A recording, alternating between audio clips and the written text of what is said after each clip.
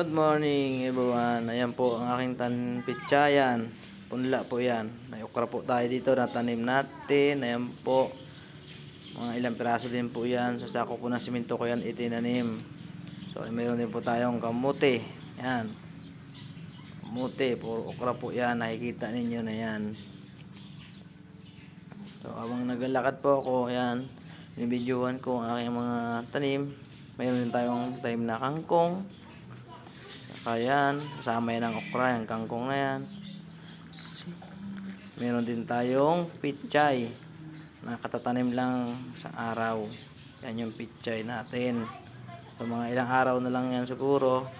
Mga 15 days, pwede na natin abunuhan yan.